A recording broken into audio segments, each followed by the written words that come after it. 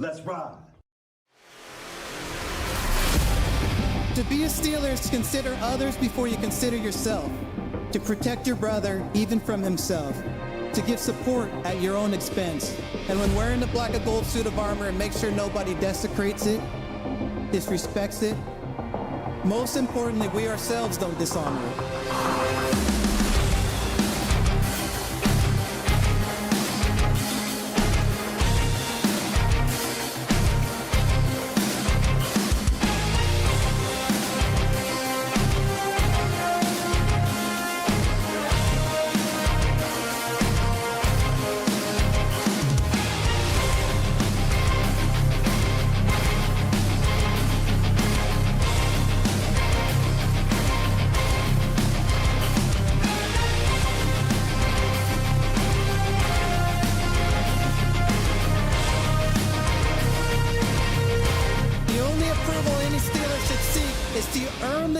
From previous legends who have donned the black and gold.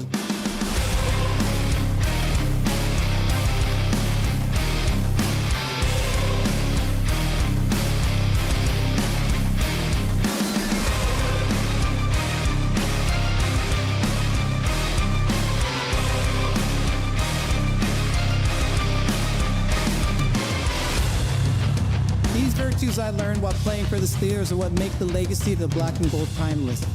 They are passed down in the locker room from the steel curtain to anyone who valiantly wears the black and gold.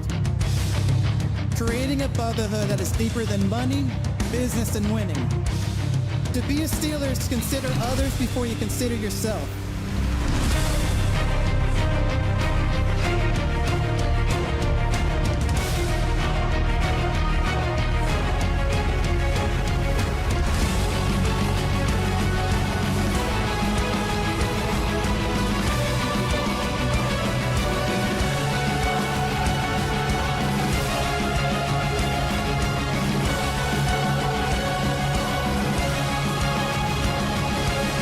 This is our culture, Steeler culture. Now, here are your hosts, Rob and Dan, the Steel Twins.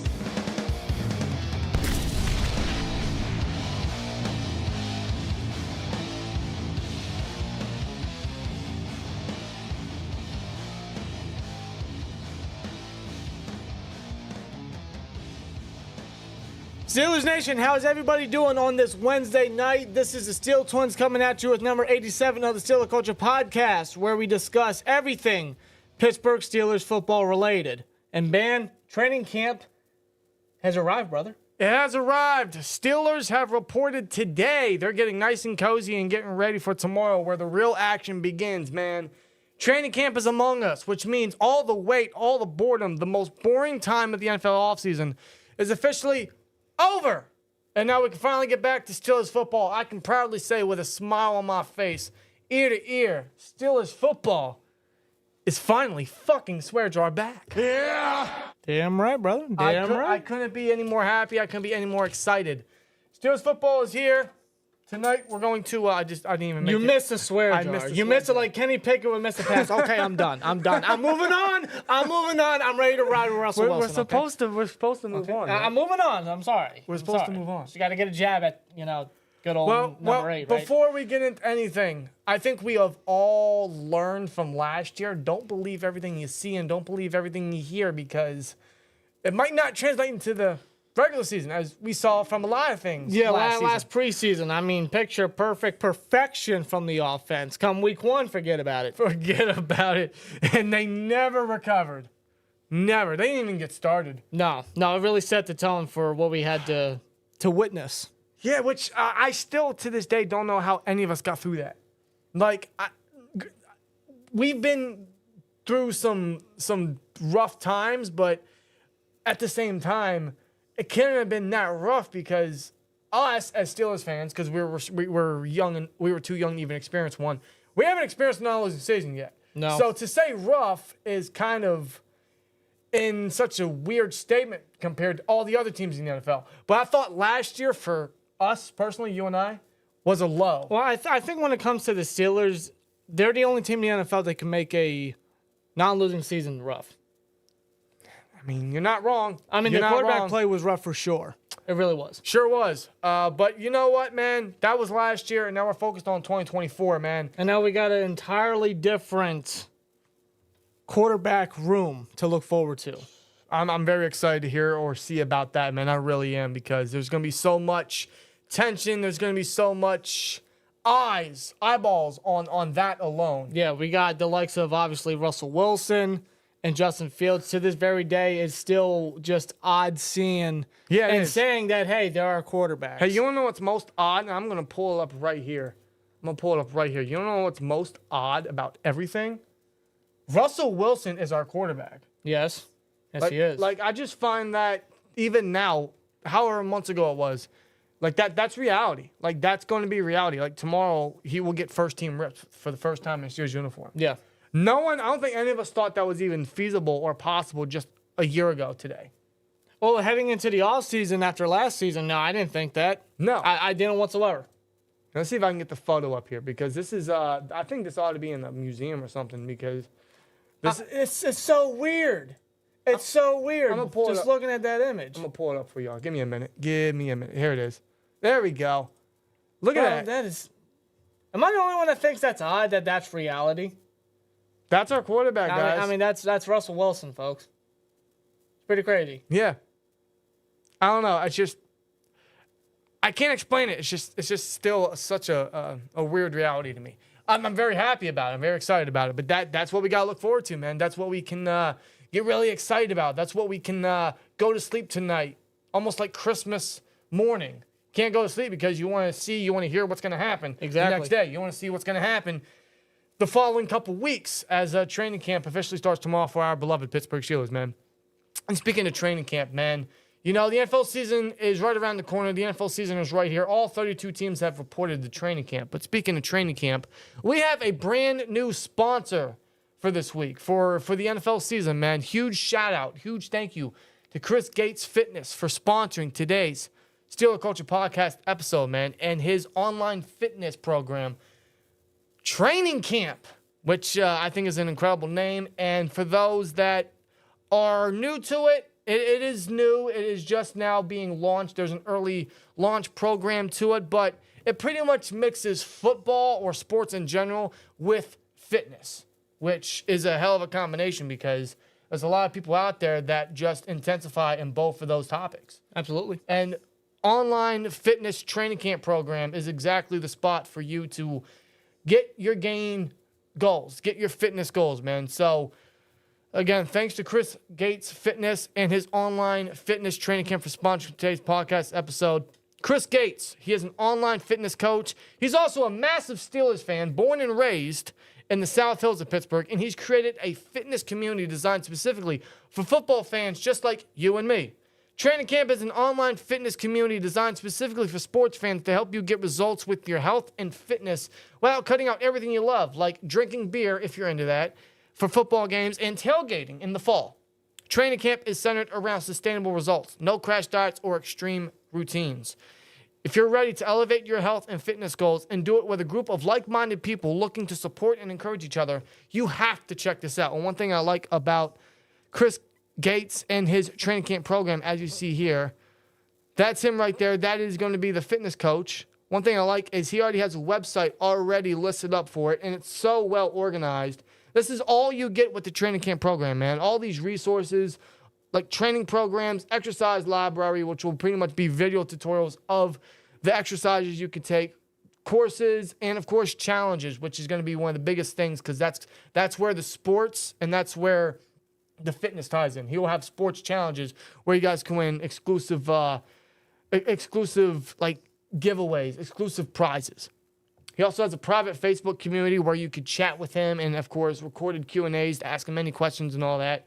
It's all great in there for you. With Chris as your coach, you'll get top-notch guidance. In addition to being a massive Steelers fan, Chris has been coaching people online since 2018, and his clients consistently get results by implementing a flexible approach to diet and exercise. Customized monthly workout programs to help you build muscle, burn fat, and feel more athletic. And access to live Q&As with Chris, exclusive community support, and more will help you hold you accountable and work you towards your goals. Training Training camp members also compete in fitness challenges each month, as well as sports challenges like weekly football pick'ems in the fall, where Chris gives out free prizes like home gym equipment, supplements, free one-on-one coaching calls, and a ton more. So if you're interested in getting brand new workout programs every month so you can achieve your health and fitness goals, fitness challenges every month to help push you to develop healthy habits, challenges within the training camp community like weekly football pick'em, where you get to compete with other members and score awesome prizes, access to live Q&As where you get direct, personalized support from Chris with your health and fitness, and the support of a community of people there to encourage you every step of the way. You can get all of this for less than your weekly coffee run, man. And I do love my coffee. Yes, absolutely. In fact, right now, Chris is offering a massive discount. And honestly, for something like this, it's just worth a try for this low of a price, man. It's a bigger steal than getting Joey Porter Jr. from the Chase Claypool trade. Or getting Justin Fields for, what was it, a 6th-round pick? I mean, it's a humongous steal right here. Thanks to his early launch period, man, if you sign up this week, you get your first month for just $10. That's 80% off the monthly price, man. That's incredible. So if you're interested in any of this, head over to chrisgatesfitness.com/SteelTwins or hit the link in the description or pinned at the top of the comment section and the live chat to sign up and use the code SteelTwins to get that exclusive discount. Again, first month for just $10 and you get all this, man, and it's just worth a try. It really is worth a try. I suggest you guys definitely go out and get it, especially if you're into the fitness and want to interact with like-minded folks that are into fitness as well as football and sports in general. It's a fun thing to do. It's a fun thing to interact with. Without a doubt. And when you sign up, not only are you saving yourself some money with the discount code SteelTwins, you're also getting the chance to get into the best shape of your life while still also enjoying the usual football festivities that you like to get into. That you would traditionally do, absolutely. So I would highly suggest going to the link in the comment section as well as pinned to the top of the live chat and the description and go check it out, man. So again, huge thank you to Chris Gates Fitness for sponsoring today's podcast episode and his online fitness program, nicely named Training Camp. So definitely go check that out, man. Thanks to him. Now, talking about training camp, let's get into Steelers training camp. There's a lot I want to get into. There's a lot of discussion here. There's a lot to look forward to. I'll let you start off, man. Where do you want to start off? You want to start off with the training camp battles, potential sleepers? I'll let you start us off. Well, I definitely want to get into the battles first and foremost. It's one of the things that I'm sure a lot of us are going to want to look forward to keep a keen eye on, especially with certain positions, like the quarterback position, like the wide receiver 2 position, since that's wide open for anybody on the active roster right now. You know, the tackle position, considering Troy Fautanu was selected in the first round, you know, positions like that. And so was Broderick Jones just a year ago. Yeah. So there's a lot to look forward to, but of course the main training camp position battle, which I think we'll start off here, is of course the quarterback competition. Some people may not even think there might be a competition. Tomlin has said that there will be. I mean, I don't know what else he would say. I mean, he's already made it known that Russell Wilson is the starter. He did confirm that. But in regards to first-team reps and how he's going to set them up and set up Fields and Wilson and how he's going to split them, he said very carefully. So clearly he's not going into training camp. He's not going to the regular season with just a pure number one starting mentality. Or a heavy favorite of that matter. No, he's going to give these guys a true opportunity. These are 2 new, fresh guys, a part of the Steeler roster. Yes. Both of them equally should be given a fair chance to compete. Yeah. I think that's a great thing for training camp and for the season, because we haven't had that since, I can't tell you. I'm not even going to count Mitch and Kenny. That wasn't a battle. Yeah. That was trash. That was dumpster juice, dude. Like, it was just not good. Yeah. So the first time we had a training camp battle at the quarterback position, this is going to be an exciting watch. Yes, it is. I'm going to be very curious to see how much first-team reps Fields is going to get, because we know Russell Wilson's going to be the number one straight out. Yeah. And he will most likely win the battle, if there even is one, if you want to consider it a battle. He's going to be the odd favorite coming out. Yeah, pretty much everybody has already alluded that Russell Wilson will be the starting quarterback come week 1 against Atlanta. It's not hard to see why. Russell Wilson was never benched due to his play whatsoever. No. It was due to contract issues because Denver wanted to backtrack on the guarantees they gave Russell through the trade that they made.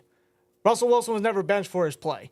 He never really had overly terrible bad football play. No, he really didn't. I mean, he was benched last year due to financial reasons because the Broncos didn't want to pay him what they initially gave him. What they guaranteed him.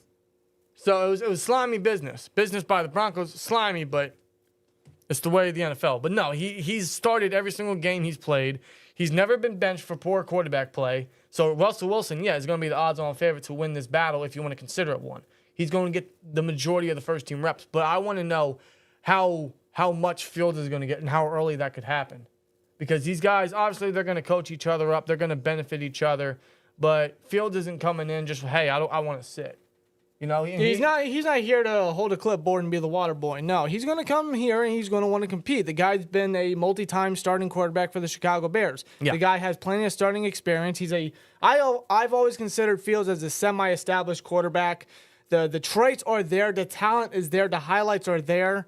It's just that Fields has a lot of things that he's still got to work on. Still being a young quarterback, with a long career still ahead for him in the NFL. Hopefully with the Steelers and they've already coached him up in terms of comfortability, where he's planning the foot that he is most comfortable with throwing compared to what he did in Chicago, where Chicago kind of reversed it, and he got so used to that. So now he's trying to flip it back over, which is going to help his accuracy. It's going to help his decision-making a little more, knowing he's going to be a lot more comfortable there. Hopefully the offensive line can definitely help in that regard, where he can actually sit back and remain comfortable and not have to scramble as much, and hopefully he can be a smarter mental quarterback in the way he reads defenses. That's going to be a big test on him as well. Yeah. So I don't know how soon he gets first-team reps, but he will get them. I want to see how much he will get.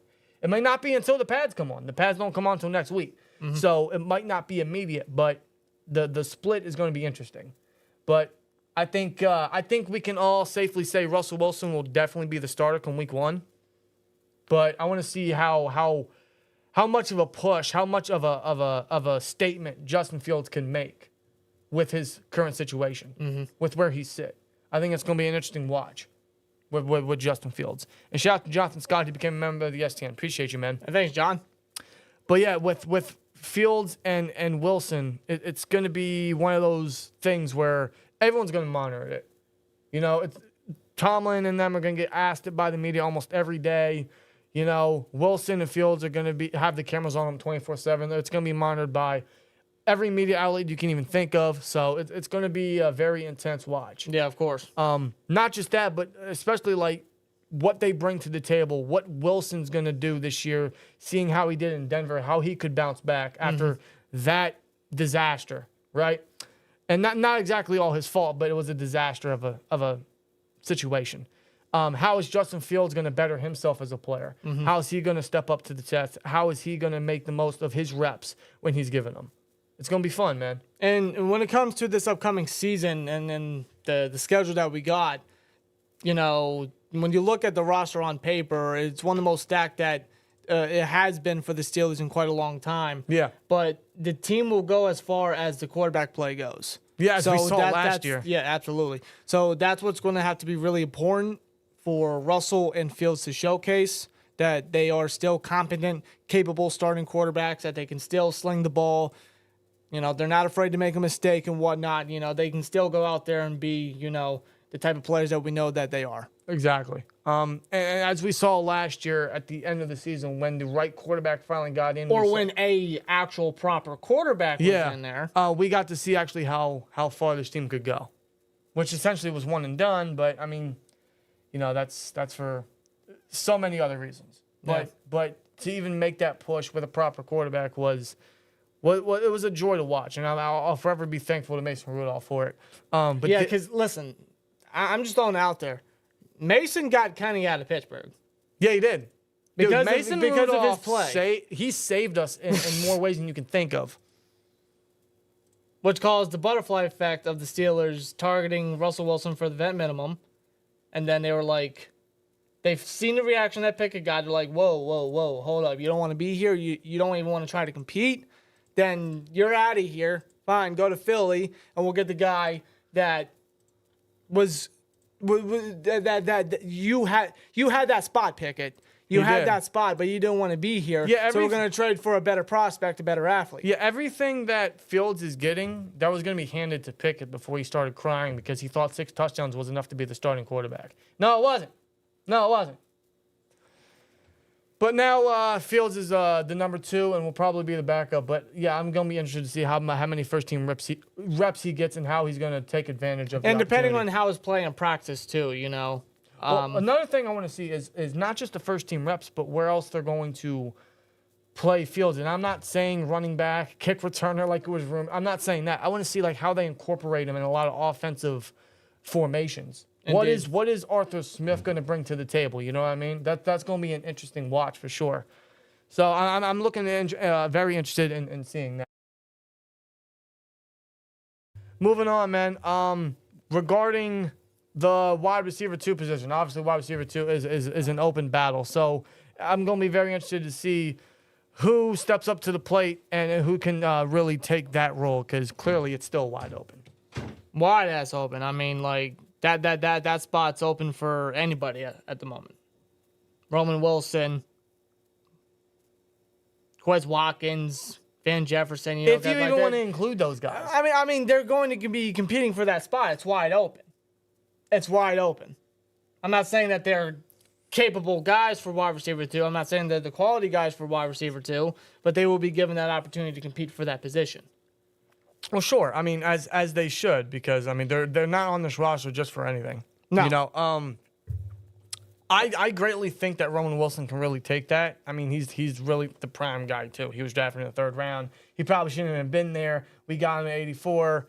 I mean, he's going to be given the most reps out of everyone. I would think so. Yeah. Maybe Van Jefferson initially because of his veteran experience, but Roman Wilson probably is the guy to take the cake, unless of course a trade still happens because that can happen anytime. Brandon Ayuk, he did report to the 49ers, but no deal is set in stone yet. CeeDee Lamb was not reported. He didn't report to the Cowboys. I'm not even going to get started on that, but I'll throw it out there. Listen. If you're not down with that, shout out to Jonathan Scott. We've got 2 words for you.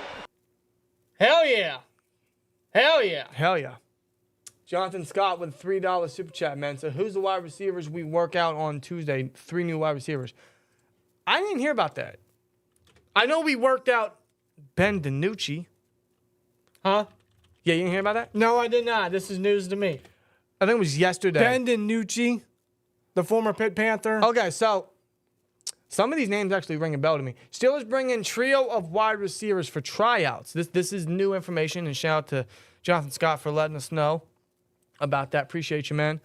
According to James Layton, the Steelers had in Tariq Black, Slade Bolden, and Greg Ward for workouts. Greg Ward kind of intrigues me because Greg Ward's a more familiar name for sure, yeah. The reason we bring him up mostly is, yeah, he's the most familiar. I think he scored a touchdown on us on one of the Steelers.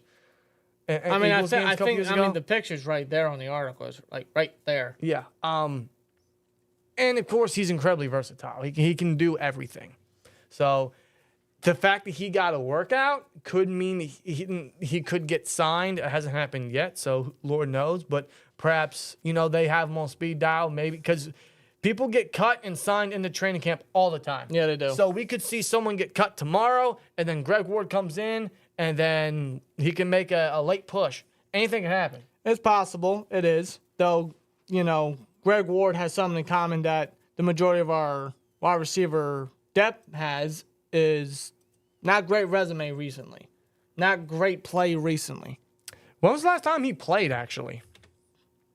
I couldn't tell you. Maybe 2022? Maybe? I'll tell you in a minute. He's 29 years old. And he hasn't played since, well, technically last year. He was on the Eagles practice squad. And he was on and off of it until his contract expired. But as far as playing on the field, he hasn't seen production since 2021. Yeah, see, I mean, there you go. When it comes to recent resume, recent, play, guys like Van Jefferson, Quez Watkins, Scotty Miller, guys like that, right. Like the resume recently is just nothing but wide receiver 4 or 5s. Like, it doesn't really fit the mold of a wide receiver too, in my opinion. No, I mean, I don't think that's even the intention. So when you look at the wide receiver 2 battle, yeah, Roman Wilson probably is going to steamroll right through it. I mean, I would think so. That's my expectation. And I really think he's going to burst on the scene a lot sooner than many people anticipate. I think he's going to have an immediate impact. Like when you think of rookies, and we talked about this in previous episodes, when you think of rookies and immediate impacts, I think Roman Wilson could be at the top where he's going to make a big spark immediately. I'm not saying he's going to burst onto the scene like a Juju, like Juju did, or like Claypool before Claypool didn't start doing Claypool things. Yeah. You know, but he could really just have that sense of dependability on the offense. He could have, he's been compared to this all offseason. I'm going to say it again.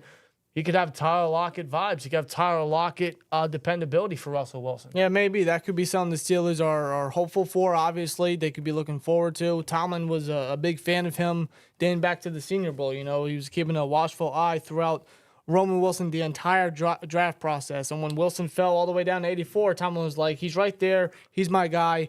He had a lot of production in Michigan. He has a lot of potential. Let's get him here. Let's get him here with Russell Wilson. And Roman Wilson had some experience against Joey Porter Jr. back in college. It was one of his early first years in Michigan. He scored 2 touchdowns on him. I think it was, correct me if I'm wrong. I could be very wrong on this, but correct me if I'm wrong. I think it was 2021. He played up against Joey Porter Jr. on the outside and scored 2 touchdowns on him in the same game. So you mix those two together in training camp. Iron sharpens iron is what we like to say, right? Steel sharpens steel. You get JPJ versus George Pickens. You get JPJ versus Roman Wilson. That's how you make the wide receiver room better. That's how you make Joey Porter Jr. better. Yeah. You know what I'm saying? Like, these guys, 3 years later, let's see what they can do against each other in training camp. That's going to be a fun watch. And I think that's what's going to really set Roman Wilson apart differently than everyone else, is how he's going to test up against some of our defensive playmakers, against a guy like Joey Porter Jr., against a guy like a Dante Jackson. Those two clash with speed. I like to see those two match up together and see what Jackson can bring. I mean, when you look at the tape of Roman Wilson from Michigan, I mean, the speed absolutely sticks out. But what also sticks out is just how shifty and just how quick he is with his routes, and even how physical he is for his size. Not the biggest individual whatsoever, but from a scheme in Michigan where they were run heavy, run first, and that's exactly what the Steelers are going to continue to go with, especially with bringing in Arthur Smith. That's their motto. That's their mentality. Roman Wilson fits that scheme to a T, and he's not afraid to get physical by any means necessary. No, not at all. And that's bleeds black and gold, doesn't it? So it's a perfect fit to that puzzle. Yeah. So, I mean, I'm really looking forward to see how he's going to test and what he does, and I'm excited to hear how he's going to just make his scene on training camp, because, when Pickens had his rookie season, he made a lot of noise in training camp. He did. The things he was doing, the catches he made, just the impact he brought to the team immediately. I want to see if Roman Wilson can do a little similar to that, if not greater. I mean, Pickens is already great, but Roman Wilson, I mean, he could really just burst onto the scene. And I'm really hoping he does, because we all need it. The wide receiver room needs it. Roman Wilson himself needs it. Russell Wilson needs it. Yeah. The offense needs it. So, and seeing the new wide receiver coach, I'm very interested to see how he's gonna test these guys, how he's gonna continue some of their growth. Yeah, Zach Asani, this is a real true test when it comes to our new wide receiver coach right here. The wide open hole at wide receiver 2, the guys that he now has under him for him to coach up, to work with. It's going to be interesting to see what happens. One of the people that, he's very vocal about, gave a lot of praise through, I think it was minicamp, was Calvin Austin. Yeah. He gave a lot of praise. He was very vocal about how Calvin Austin has just been great. He's a playmaker. He's very fast. He's very good. Yeah, he's very excited to see what Calvin Austin can do. And when it comes to the wide receivers that we have currently, outside of George Pickens, Calvin Austin is the next closest that has the most experience on the Steelers team. On the Steelers team, yes. Under the coaching, under Mike Tomlin, yes, you're right. He's only played 1 year, but he's been with the team for 2 years. That's why I say that. Well, I think it was Roman Wilson. He said he went up to Calvin Austin and viewed him as kind of like that veteran in the room because of his experience. I know and he kind of is. It's an entirely different scheme, thank God. But he's been with the team, he's been with the organization, he's been in the building for 2 years now. So yeah, he kind of knows the ins and outs. I'm sure he knows a lot more than what is being provided on the field. Not all entirely his fault, by the way. So how's he gonna be incorporated? What are they gonna do with him? You know, what formations are they going to work with him? You know, last year he was an exceptional deep threat in camp. All you heard was Calvin Austin and his speed and the deep threat ability. And we saw that in small samples last year. I want to see that again with Calvin Austin. And I think with the wide receiver room like wide open, not just the wide receiver too, but dependable depth, I think that's where he could really step up. Yeah. In year 3 or technically year 2 form, which is when these guys typically make a jump, I think it's going to be significant for a guy like Calvin Austin. Yeah, of course. Left tackle, because probably the biggest legitimate battle in training camp is for the left tackle starting position. Last year, we had Dan Moore for the majority of the season, pretty much all the season. Yeah, the whole season. Again, this year, that could happen for the start of the season, but the way I see it, they drafted Broderick Jones and Troy Fautanu in back-to-back draft classes in the first round. Why would you continue to start Dan Moore? Unless, of course, Fautanu isn't ready. Or a guy like Broderick Jones isn't ready at left tackle, which I don't know why he wouldn't, because he only started left tackle one time last year against the Ravens, and that was his most flawless game.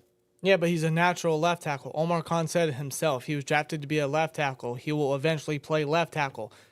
They scouted him from Georgia as a left tackle. So Yes. I don't see why they would be so stubborn and wait to move him over at left tackle, unless they want to get Troy Fautanu's feet wet and get him at that comfortable position in the NFL, because he was a left tackle at Washington. Now, unless they think that he's versatile enough, he's agile enough, which I believe he is, to immediately work over at right tackle.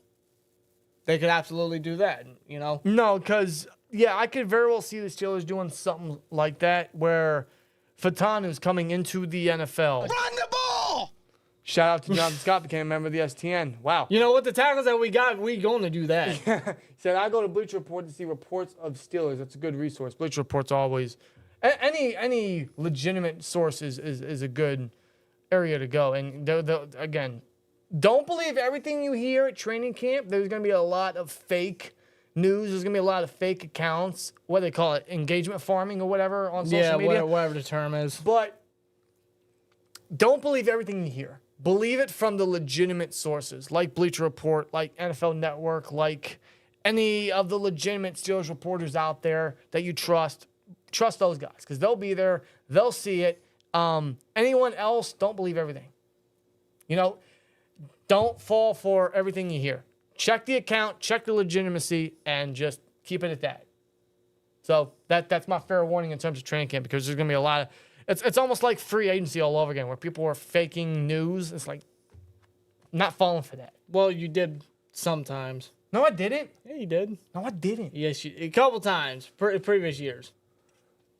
That was whatever. Yeah. Anyway, now moving- you've gotten better. But regarding Fautanu, yeah, what we were saying is he was the left tackle the last 2 years of Washington, right? So yes, they could very well ease him into the NFL, into the big league by keeping him at left tackle, because that's what he played the last couple of years, and keeping Broderick at right because Broderick played that the majority of his rookie season. But I could very well see that happening. But the but here is Omar Khan has already said Broderick was drafted to be a left tackle, and he has been getting reps at left tackle in minicamp and OTAs. Fautanu has been getting reps at right tackle. Yeah. So they're already getting their feet wet. They're already setting the future up in those small practices and those small little camps. Now we're getting into physical training camp. Why would they change it? Why would they go opposite? Unless they're just really trying to keep every option on the table. That way they get the best lineup possible. But if Fautanu is set at right tackle, yeah, I guess the left tackle battle officially becomes, instead of Dan Moore and Troy Fautanu, it's Dan Moore versus Broderick Jones. And I think we know who's going to win that.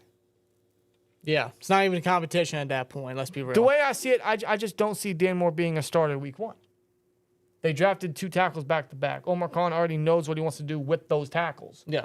I mean, Broderick last year, he was very, very good, as a right tackle. He's a much better left tackle, though, so I'm excited to see how he does in his second year as a left tackle this go-around. And with Troy Furtado, again, I say this several times, the Steelers had Troy Furtado ranked as their second-ranked tackle on their draft board just after Joe Alt. Yeah, that's some serious high regard. Big time. Now, we're going to have to see how Furtado does in training camp. We're going to have to see if that, that scouting and that talent lives up on the practice field, of course. But, I mean, Furtado is just as physical gets. When it comes, his mentality is, you got to play O-line violently. He's got to go out there and hit somebody in the mouth. It's as simple as that. I'm going to hurt you, and you're going to If you watch his tape, he just knocks people down. He pushes people down. His helmet will come off, and he will still block your ass. Hell yeah. That's how you're supposed to play offensive. And he's already stated, because he was the first person to show up at Latrobe, to arrive today.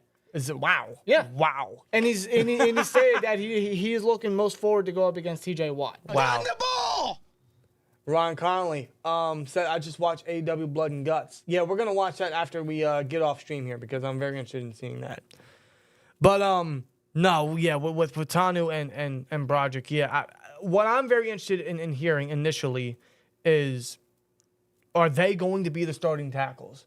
Or is Dan Moore going to start off, not just tomorrow, but first day in pads as a starting tackle? Yeah. Because if he is, then, yeah, they're still going to give him the chance to start. And, I mean, competition makes everybody better. I mean, why wouldn't you want any competition? You don't want a pure, full-fledged, confident, just starter. You want to have competition. You want something for these guys to fight for, to battle for, to better themselves for. So, I mean, that's what they did last year with Broderick and Dan Moore. They traded up for Broderick, but they still had him compete. Yeah. Well, they're going to probably do the same thing this year, but I think Broderick's going to win that battle. Yeah. And if he doesn't, then that's some regression on his part, and probably that's a major concern on his pass protection, which was his worst flaw last year, was pass protection. Now, granted, he was out of position. If he goes back to left, he should be a little better in that area. Yeah. Hopefully a lot better. Oh, because I remember that Ravens game when Dan Moore was inactive. Broderick, that was his first career start at left tackle, and he was perfect. Yeah. Against the Ravens and the Ravens pass rush, which is one of the best. And he was a stud there. Right tackle, yeah, I mean, it was just out of position. You put him back in his natural habitat, his natural position, then you're golden. And Troy Furtado, I do believe that he is very agile and versatile. He's and a high football IQ to be able to move over at right tackle. Because at Washington, he protected the non-blind side of Michael Penix. Yep. Now he's looking projectedly to do the same thing in the NFL for the Steelers for Russell Wilson and or Justin Fields. Right. So it's just a little more of a comfortable fit for him. And I mean, he's already said he's gotten cross-trained, cross-practiced with Washington. So he's kind of already in that area comfortable. Right. So what I'm most interested in seeing, like I stated, is will they start off as the starting tackles? And if not, how soon could they both be in the lineup? Because that's what I want to see. Mm-hmm. I want to see Broderick at left. I want to see Furtado at right. And I want to see that O-line clash. I want to see that O-line eat. That's what I want to see. I'm looking forward to that. Yeah. I just want to see how immediate that could be, man. Let's get into the chat a little bit here. Let's see. Furtado will be the best O-lineman on the team after this year. Book it. That'd be incredible because there's some really good offensive linemen on this line. Speaking of offensive linemen, we can't forget about Zach Frazier. No. How is he going to do in camp? How is he going to do as the center? Because, I mean, there's one position that won't be a battle, and it's center because he's the guy. Yeah, I mean, Nate Herbig, I'm projecting him to be the primary backup at center because I don't know who else they could put in that position. Maybe Spencer Anderson because of his versatility back at Maryland, the 7th rounder from last year, but Herbig's got the more NFL experience at center there, so that's why I project Herbig to be the backup center. But I don't see Herbig winning. No. You drafted Frazier with your 2nd-round pick because you needed a center, and you just watched the tape of Zach Frazier. I mean, he's a bully. He's the most pure center out of that entire center class. And a big part of that comes from his wrestling background at high school. Yep. So I'm very interested in seeing how he's going to test early on in the training camp. And No doubt he should be an upgrade over Mason Cole. And if he is any of an upgrade at Mason Cole, our center position is already better, and our offensive line as a whole is already better than last year. So that is a great thing. And I want to see how he's going to do in like an Arthur Smith scheme with this entire offensive line. They're going from they still have the same O-line coach and Pat Meyer, but they're running an entirely different run scheme, right? So I want to see how these guys are going to test in that. How is the run game going to test in Arthur Smith's run scheme in training camp? How is that going to mold nicely, for everybody? Because that's another great thing about training camp is they can really try out certain things and get these guys extra comfortable in the new scheme, because finally we have something new on the offense we can kind of look forward to. Yeah. How's this scheme going to transition for a lot of these guys? And some of that has to do with the rookies. How are they going to transition into a very run-heavy scheme? Yeah. I'm looking forward to that as well. Jim Shivers, who's an STM member, says, are both of you going to training camp or a game this year? The plan is to go to training camp.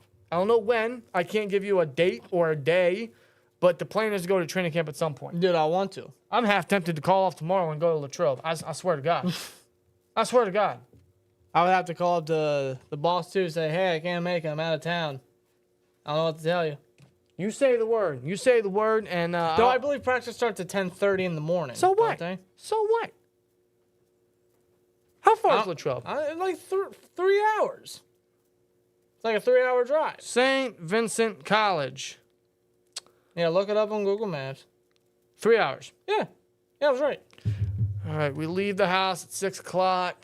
Get there by 9, 9:30ish. Yeah, we'll be there in Yeah, time. we'll just walk around the campus and whatnot. Yeah. Yeah. See Steely McBeam and chill right there, right? I don't know, man. Even if it's not tomorrow, we got to find the time to do it because I got to get back to training. Oh, there's camp. plenty of dates. There are plenty of dates. Yeah, there are. Could we see some of our position players be quarterback for a play or on like a fake jet sweep, kind of like Randall L did with Arthur Smith's offense as Dominic? That's where I'm interested to see, like they worked out a guy like Greg Ward. Maybe they entertain him there. Maybe we run some wildcats with some of our running backs to see how that turns out. What all is Arthur Smith going to bring to the table? He can get a little creative if he wants to. Now that he's solely just the offensive coordinator. Could we see Justin Fields in some run packages and some red zone packages? Could we see him with the ball in such a read option type area? I want to see how they're going to incorporate that, because that's definitely a must for this team. Even if Justin Fields isn't the starter, you incorporate him somehow, and vice versa for Russell Wilson, because he can use his legs too. Yeah. Just make the whole offense that much more unpredictable. Keep defenses guessing. I could see Calvin Austin running something similar. Use his speed a lot. Of course. That's how. Why not? Why not? It's just you got to use all the weapons you can use, man. That's a lot of speed right there. Utilize it. Chad says, "What's up, Steel Twins? How you guys doing this evening? Let's go Steelers. We're doing pretty good, man. Hope you guys are doing great. I'm excited for Naji to break more records. Such an awesome player. Followed him since Alabama. He's going to get even better in year 4, says X Concepts." I agree. Naji is coming into what might be his last year.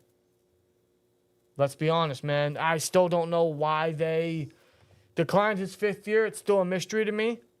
It might be Naji, not to interrupt you, but Naji kind of alluded to that today, because this is the first time he spoke to the media since it declined. A 5th year option. Pretty much. So, if I can get it, if I can find it real quick.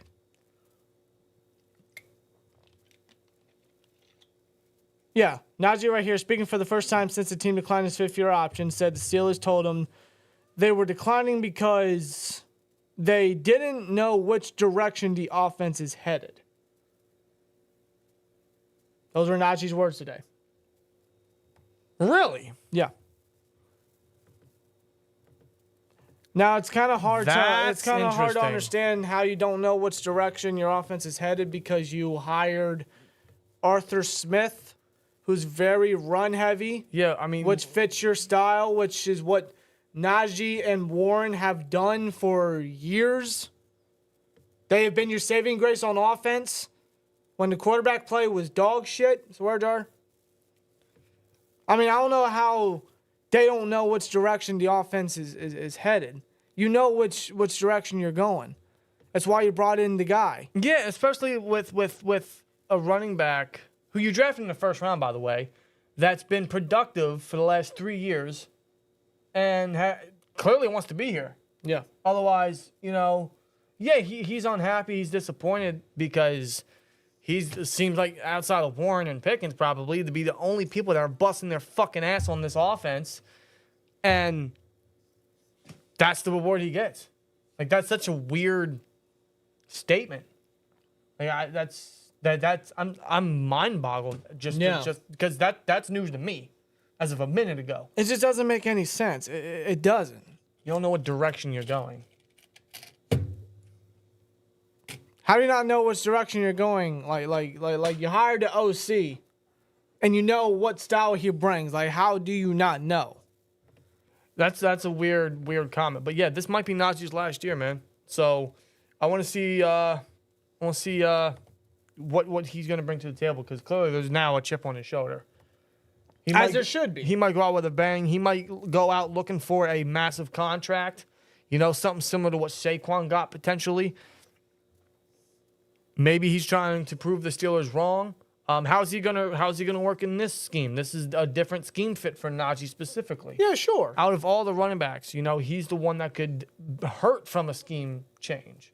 He benefited from Matt Canada's last year. He didn't benefit from the line for the most part, but he benefited from the style. the run style. Yeah. That might change with Arthur Smith and his run scheme. He runs a lot of wide zone. He runs a lot of east and west type stuff. Naji's a north-south runner. He's typically run up the middle, let me just hammer down a couple, like 3 or 4 defenders for a good chunk of yardage and call it a play and get back into the huddle. Yeah. Warren is a bit more of everything. Like, he'll go for a massive run. He'll go for a big game because of his breakaway speed, because of his physicality, and he can do a bit of both. Naji, I think he's shown capabilities he can. A lot of it has to do with the offensive line protection and what they can give him down the field, but it also has to do with Naji and his vision and how he attacks defenders with the ball in his hands. Yeah. So maybe that's the reason they declined his 5th year. That's what Jerry Dulac mentioned, so I don't know if that's true or not, but maybe that's what the Steelers are alluding to with that comment that Naji said. They don't know what direction they're going. Perhaps that's what they mean. Time will tell. But this could be Naji's last year. But I really want to see him go out with a bang if this is it. Because I, for one, and I think I speak for a lot of Steelers fans, am very appreciative of what Naji has done. Oh, everything that Naji's done. I think he's on the field as a leader in the locker room, just how he's able to remain focused, I think he's very underappreciated. Big time. Very underappreciated. Are you kidding me? Absolutely. Now, I like to think that Naji's the type of guy, the type of worker, even with a different scheme, a different coach, whatnot, he's still going to go out there and do what he needs to do to make sure that he's going to be the most productive for not only himself, but for the team and for his players. Absolutely. For his teammates, for his coaches. I also want to see a lot more of his versatility. Let's give him the ball a little more in the receiving game. Like, Warren gets a lot of that, and for good reason. Do the same with Naji. Naji showcase he can do it. It's going to make our offense a lot less predictable because we stated this for a while now, man, and it was a big problem for last year. Whenever Naji's on the field, the defense already knows it's going to Naji. Yeah, second and Naji. Remember? Third and Naji or whatever, right? Whatever it was, right? Yeah, second and Naji mostly. That's what it was. Oh, my God, dude. That irritated you. It could have been second and 19. It would have been second and Naji. I know. But when Warren was on the field, the defense didn't know, hey, is he going to get the ball handed off to him? Is he going to get a gain of 15 on a screen pass? Yeah. That's what made Warren very explosive, was that unpredictability.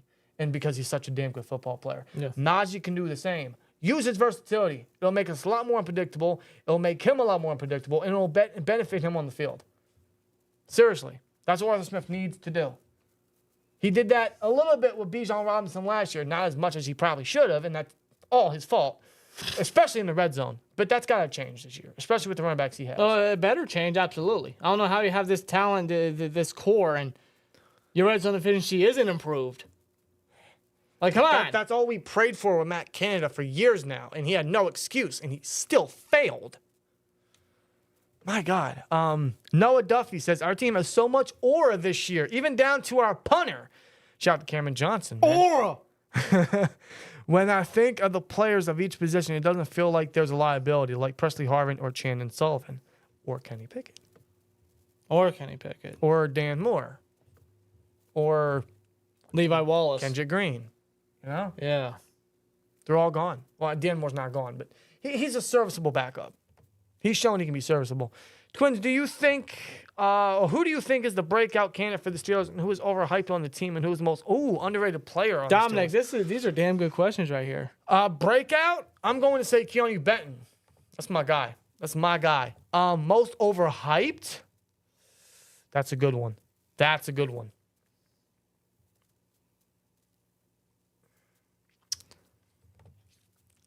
Overhyped, To be honest with you, to be 100% honest with you,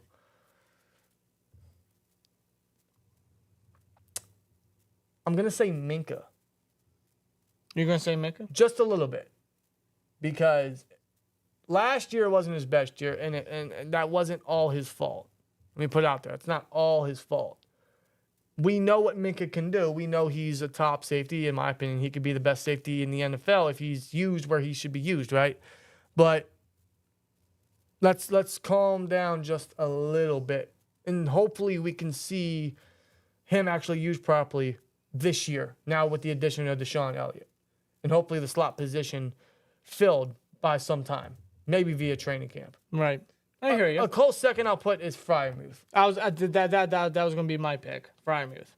And Especially leading into last year. Yeah, last year. Leading into last year, I mean, like, we gave Muth, like, a lot of hype, and though it wasn't his fault because Canada doesn't know what a tight end is. Well, let's be honest, man. Our coaching sometimes just doesn't know how to use these players to the best of their But ability. at the same time, that's why we stated. At the same time, with Muth, I mean, like, his availability is a huge concern. I mean, how many injuries has this man had since coming into the NFL? Yeah.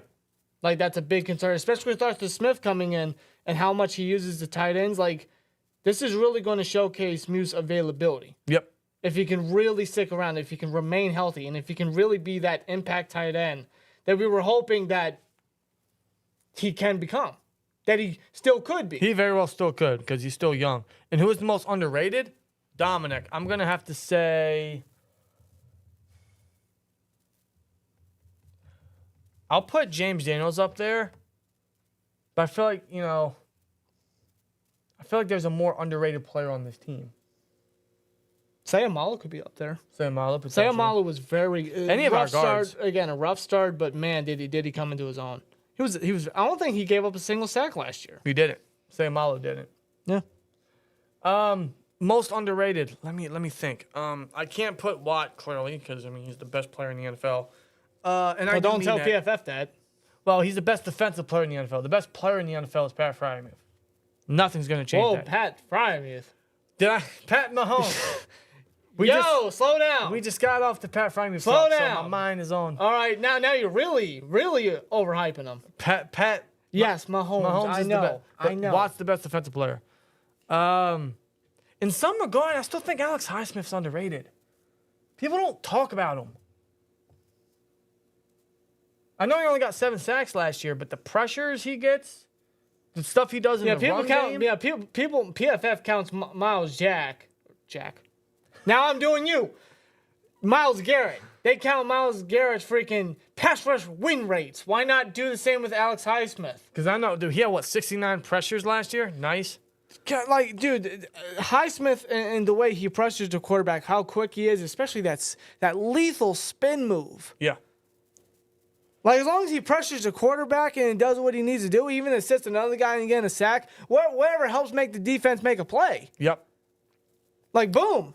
Concept says Omar targeting players with a certain mentality. He's building a team, not just grabbing players randomly now just to figure out slot corner and wide receiver. And he will, but not without giving his guys so far the opportunity. He's definitely building a team. He's building a team with a winning mentality, with a classic Steelers culture mentality.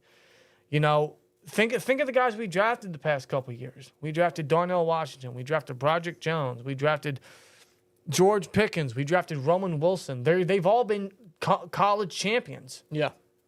You know, Fatanu, last year, Washington, they played at an incredible level with Michael Penix. You know, winning mentality.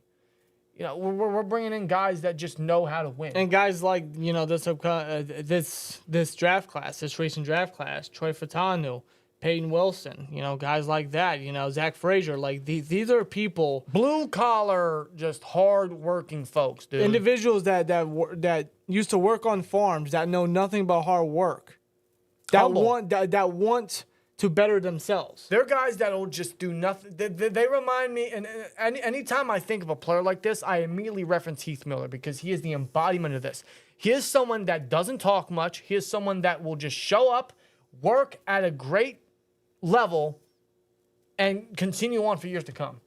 That's what Fatano, that's what Peyton Wilson reminds me of. They don't even like a guy like Minka. When is Minka ever on social media? When is Watt ever on social media? Rarely. These are guys that just show up, play at an elite level, and give us incredible results. And hopefully it leads to finally number 7 at some point, right? But yeah, shout out to Khan for doing that. Eventually, all these young linemen will be starting. Get them in before the second half. They should all be starting week 1. They should all start week 1. I wouldn't sit or wait any of these guys. That's enough of that. We're not fucking just waiting on. That's the problem last year. We're not doing that. We're starting these. I'm starting Troy Fatanu. I'm starting Broderick Jones. I'm starting Zach Frazier. I'm starting Roman Wilson. They're all starters. Yeah. If they showcase it enough, yes. Give them what they have earned in practice. Yeah. Simple as that.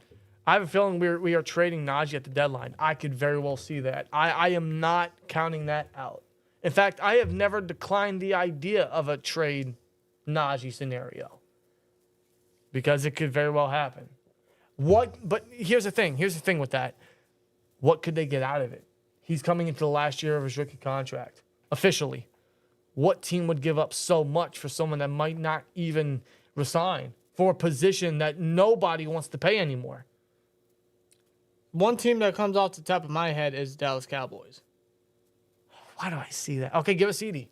Come on. You didn't think I had a backup plan? Imagine that. But, Dallas's running back core is Deuce Vaughn and Ezekiel Elliott. A washed-up Ezekiel Elliott. They're going to run with that for the rest of the way?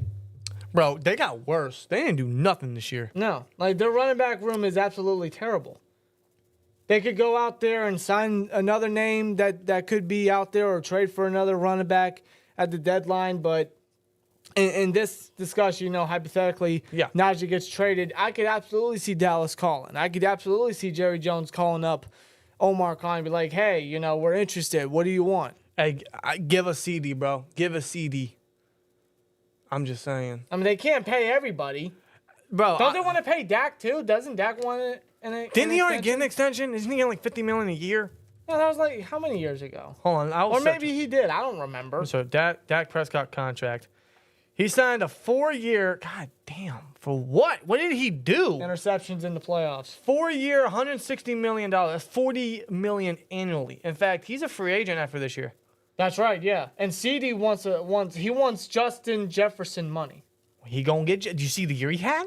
Of course. Yeah. He broke Dallas records. Bro, that's the best wide receiver season the Cowboys seen since Dez Bryant in 2014. Yeah. But they can't pay both. There's no way they can pay both. There's no way, right?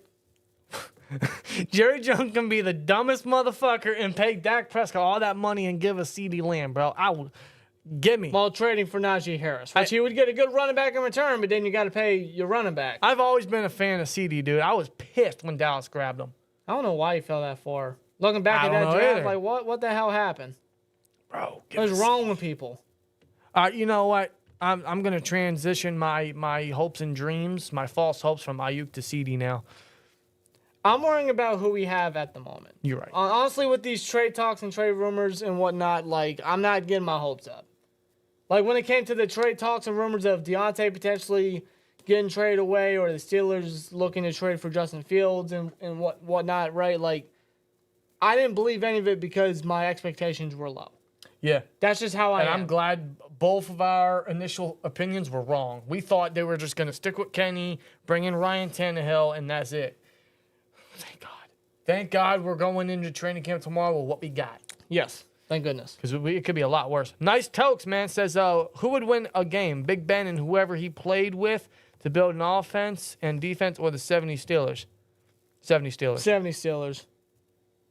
They won 4 Super Bowls. They shut out, what? It was a 5. I can't remember what year it was. I think it was 75, I want to say. Yeah. Bradshaw was out, and the defense was heavily relied on. They had like 5 straight shutouts or something. Yeah, without a quarterback. Yeah. Didn't they have a running back playing quarterback? What was one? I forget. But yeah, no, 70 Steelers. And listen, I love Ben, but Ben in the Super Bowls that he played wasn't particularly great. He wasn't. He had that incredible game-winning drive, and that's it. Everything else, Super Bowl 40, Super Bowl 45, Super Bowl 40 was he might have been the worst awful. player on the field. I swear to God. I love Ben to death, but go back and watch. Like, he was probably the worst player on the field if you take away that game-winning drive in 43. Which that throw will never be done again. They could try that attempt 15 other times. It's never happening again. No. That's a once-in-a-lifetime throw. Sure. But yes, you're absolutely right. Like, Ben had very off performances in the bowl games. Just being honest. 1976, says Jeff. Yes. 76. Yeah. Here, you know what? I'm going to pull it because now I'm interested. I'm very interested now. Where we at? Let me find it. Can you get it? I'm trying to find where it's at. I know it says it in there. Yo, wow, they started 1-4 and 1 out. That's incredible. Yeah, that's when Bradshaw went out. Wow. Yeah. Wow. They ended up losing in the playoffs, but like still, what a stretch. Yeah. Who I am watching for that slot corner position, since Sutton will be suspended for 8 games. I'm watching for Beanie Bishop to be that slot corner. Yeah, me too. Honestly, this is a hell of a transition to another position battle when it comes to training camp. That is the slot cornerback position. We had a discussion just last week about it, considering Sutton suspended for half the season, and slot position for the Steelers is wide ass open. Right. Just as much as wide receiver too. You know, we got guys like Darius Rush, Corey Trice coming off rookie years.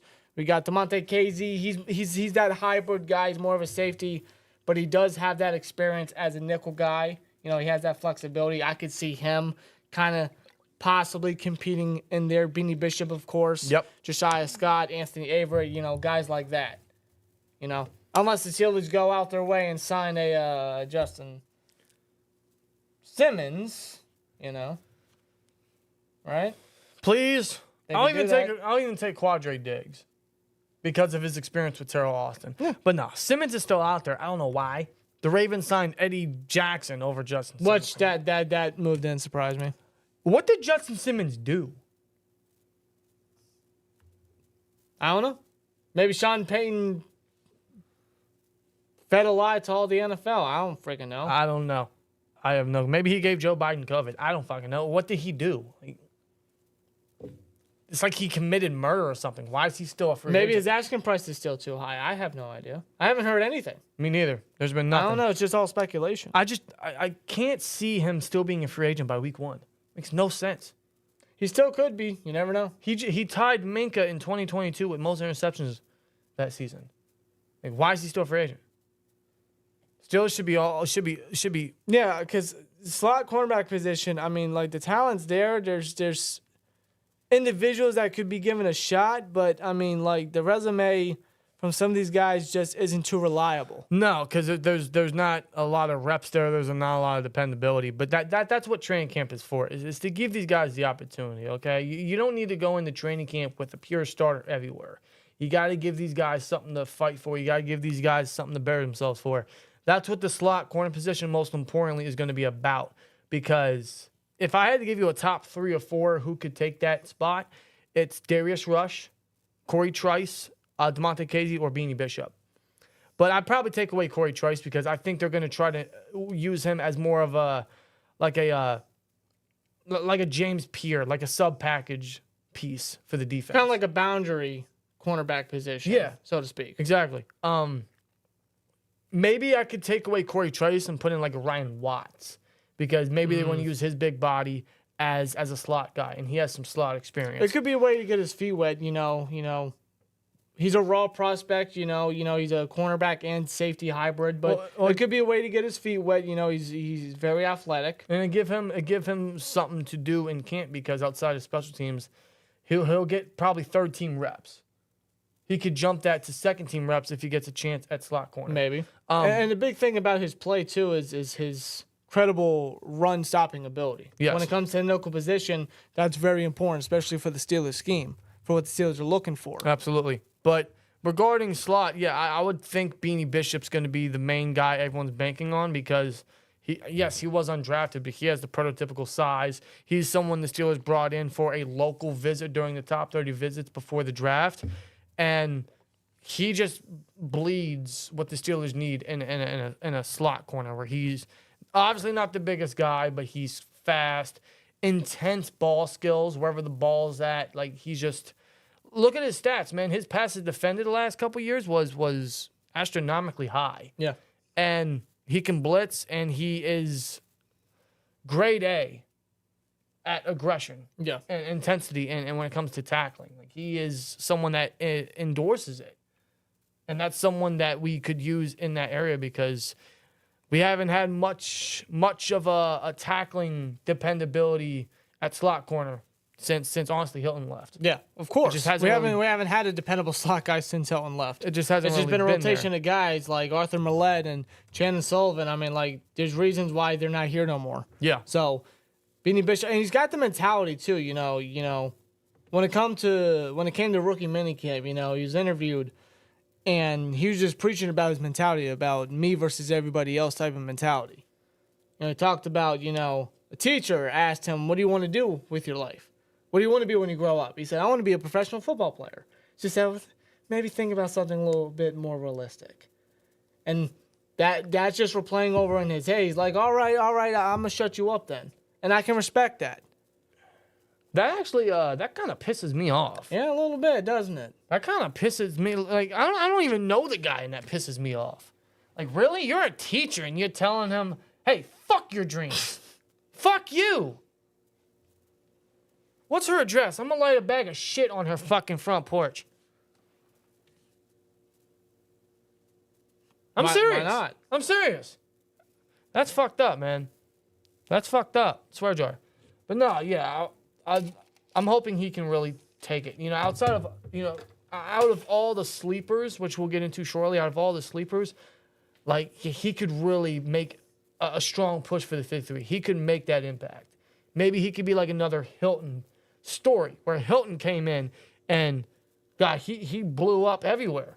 And he was the week one starter. He was. And he made an impact ever since. Yeah, he snagged that position. So I'm not saying he is the next Hilton because we don't know that, but he could have that story. He could have that build up. He could have that run. We're all rooting for him because I think the Steelers defense needs it. And to see someone like that build themselves up and make themselves a playmaker is just it's awesome to watch. You know what I'm saying? Undrafted, very little chance of making a roster and making a strong push and just making an impression, but just going out there and just busting your ass and doing what you can do. Like a name for yourself. Everybody remember when Jalen Warren came undrafted. He was a nobody, but he came in and he was running people over. He was making a name for himself. The man was a preseason star. Come regular season, I mean, he took that number 2 running back spot away from Benny Snell football. Yeah. And now look at Jalen Warren. He's up for a contract extension. And we didn't have a lot of undrafted free agents. We only had, 5? We had Beanie Bishop, Dejun Edwards, who's a running back from Georgia. We'll see how they incorporate him. Mm-hmm. John Reese Plumlee, who I'm actually interested in seeing. Julius Welshoff, and Jacoby Winman. Yeah, 2 linebackers there. So those are 2 guys that are going to be getting some second, third team reps at linebacker in a stacked linebacker class. But, yeah, not many undrafted free agents, but maybe there's a couple that could really make a strong push, if not just for a practice squad. Yeah. You know, that's why I can't wait for preseason. Is everyone's like, well, preseason doesn't matter. Preseason is just false hype. Actually, you're not wrong, but no, preseason absolutely matters. It 100% matters. When it comes to preseason, I mean, like, we would not have seen some of today's stars if it wasn't for preseason. Just them getting their feet wet, them showcasing what they can do. I just want to watch football again. I want to have something to do. I want to be able to watch. Well, you're goddamn right. What was it, like next Thursday or something is a Hall of Fame game? Ooh, I'm I'm watching getting that. excited for that. And Who's a part of that? I think the Texans are, because I think Andre Johnson's getting inducted. Bears, Texans. Okay. So Andre Johnson and Devin Hester. So it's Julius Peppers, okay, I get it. Bears, Texans. Hell yeah. Yeah, I'll be there for that. Who's the Bears backup? I don't know. We seen Caleb Williams play? Of course. They want to do that? Caleb Williams' first time in a uniform. They want to do that? That means I gotta watch Kendra Green. Whatever. Anyway, Jonathan Scott says, who should be our future quarterback? I don't know. Fingers crossed it's Fields and he steps up in a lot of areas, but I couldn't tell you. Could not tell you. The future is unknown. It's a wait and see type of deal. It really is. Yeah. Russ has to throw over the middle. I bet Washington gets his this year. You're talking Darnell Washington. I'd hope so. He needs to be involved more. He will be involved more. Arthur Smith loves his tight ends, man. He can't use them more than he wishes to. No, Russell Wilson said, when he first arrived at Latrobe today, like he loves his targets. You're telling me some information that I'm fresh to, so keep going. Well, he pretty much alluded that, he loves the weapons. He loves his targets around him. He's giving them praise. He's giving them love. He's giving them respect. Well, he worked with a lot of them. He worked with Calvin Austin. He worked with Roman Wilson. He worked with Connor Hayward recently. Yeah. Worked with Pickens. And he alluded, that, he wants to look more towards Darnell Washington's way and get him the ball more. The guy is 6'8.5", 6'9", on whatever shoes or whatever cleats he wears. Yeah. Guy's a mammoth. He's a decent athlete. We all know what he can do as a blocker. Very athletic. When it comes to like red zone packages, he is a must on the field. Like, keep him on the field, and not just for running the ball, man. Use his size. Use his athleticism. Of course. Use him all over the field. Seriously. We're going to run a lot of 12, 13 personnel. Go for it. I would love to see Darnell Washington more involved. I mean, why would you not use that size? You have to. And you know the type of prospect he is. You scouted him. That's another good thing, man. That's one of the fun things about Steelers camp is 7 shots, where they give the offense 7 shots to score in within the red zone. Mm-hmm. Like Russell Wilson to get a couple reps, Justin Fields to get a couple reps, probably like Kyle Allen or John Rice Smith will get a couple reps. So these guys are going to get some chances in the 7 shots. See how many times the offense can score, right? That's where we can implement maybe like a Justin Fields and using his legs or using his run ability. Maybe that's where we can incorporate like a Calvin Austin or a Darnell Washington or even a Connor Hayward in that area. I'm excited to hear all about that. Those are things I really look forward to. Those are things I like to read into a lot is that information, because that could really translate to Sundays. What is Arthur Smith going to incorporate into this new offense? Out of everything this year, I really want to see how the scheme works out. Yeah. I really want to see what's fresh for us. Not the same old it has been the last 6 years. No, where we know what's going to happen. This is different. Like, this is new. This is an actual competent and capable offensive coordinator with his scheme coming into the Steelers system. Yeah, dude. Not the Steelers scheme with just, hey, these are my best buddies, and they're your OC now. Like, no longer that. No, that's not the feeling in the locker room right now, thankfully. So hopefully we actually get some competent football on the offense on the offensive side. Let me see. Queen is only 24, seasoned vet with a dog mentality. Glad we got him. That's the great thing. He's played 4 years. He was a Pro Bowler last year. Everyone always says, well, Roquan made him. He benefited because of Roquan, which is, I mean, you're not entirely wrong, right? I mean, so anyone that's going to work next to Roquan, a legitimate elite linebacker, probably the best linebacker in all of football, outside of Fred Warner, is going to benefit. But don't discredit Patrick Queen for improving as a player in general. And the way he hits gaps, the way he reads the ball carrier, the way he works in coverage, the way he plays football, the way that he pushes himself. You can't discredit any of that. And plus, like Electric Visual said, he's 24. Yeah. He's got years to better himself. And this man has never missed a game ever in his NFL career. Unbelievable. And what he brings to the linebacker room, and we all know what we've had to deal with at linebacker for years now. The lack of availability there. Queen is bringing the best aspects of football, and that is availability. Yes, it is. That you gotta love. Unbelievable. Moving on, keeping on with the training camp talk. So we talked about position battles. We've talked about all these other names. Let's get into the legitimate sleepers. I want to talk about training camp sleepers to keep an eye on, because these are guys that could really make a strong push for more playing time or for a roster spot or just to show improvement in the years that they've sat under, right? The one name that comes to mind is Spencer Anderson. Drafted in the 7th round last year, was pretty much in every game inactive. I think he appeared in 8 games last year. He didn't see any time on the offense. He played primarily special teams. In fact, if I'm correct, he played 1 offensive snap last year, and that was at tight end. I don't remember that. He played in the red zone as a reserve tight end, like the Zach Banner role. Okay. So he essentially played no snaps on the offense. So could that hurt him in year 2? Or because of his versatility, could the Steelers rely on him a lot more? Although they still have Nate Herbig. They brought in Mason McCormick. You know, they have all these other extra depth pieces. You know, he could also play tackle if he needed to. He has experience there from Maryland. He does. Maybe they could view him as a backup center, because we don't really truly have a pure backup center. We have Herbig, but he hasn't seen a lot of center time. Mm-hmm. Could they view Spencer Anderson as that guy? They could. I mean, for sure they're going to utilize his versatility. I believe right now they have him listed as a guard on the roster right now, so they could implement him right there first and foremost and try him out there. I alluded earlier that I think that Herbig would be the primary backup center to Zach Frazier, where Mason McCormick is. Same thing with Anderson. I think they're going to experiment which spot he's more comfortable, specifically at guard, because he was primarily a left guard coming out of college.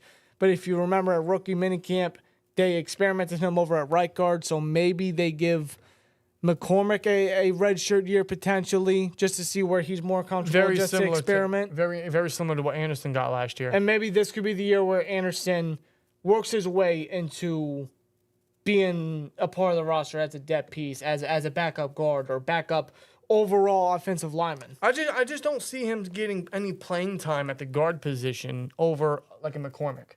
I don't see that. So I'm thinking maybe center could be the spot for him.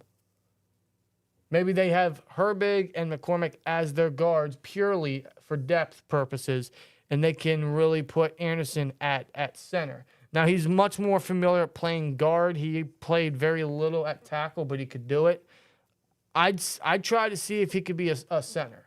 I think that's where he could really make his presence known, is that true backup center that we could really have. Otherwise, I don't know where he could see time. You think they give him that ball to work as the primary backup, not Herbig? Potentially. Herbig can do it, but they might want to keep him at guard. They might want to just maybe they just want pure guys at their natural positions. You know what I mean? Maybe they don't want all this. Now they love versatility. Tomlin and company couldn't preach it even further. Yeah. But maybe one of the issues with our offensive line and our depth recently has been because none of these guys have a true position. They're just everywhere. So perhaps keeping Herbig and McCormick as guards and putting Anderson at center where he could see that and make a roster for that role, maybe that's a best scenario for him. Otherwise, I don't know where he could play. I don't know how much he's going to play, but I would put Spencer Anderson as a potential sleeper because he has a year under his belt. He knows a lot of positions. He's been under Pat Meyer's scheme for like I said, a year now. So maybe he comes in with a lot of knowledge, with a lot more room to grow. Just gonna throw it out there. Now, something they could do for sure. It's an opportunity that could be gifted to Anderson. We'll see, what he can do with it. I mean, backup center is kind of open. Well, let's just say it. Knock on wood, and for the love of God, for the love of Steely McBeam himself, let's hope Zach Frazier doesn't get hurt. If he gets hurt, who's our center?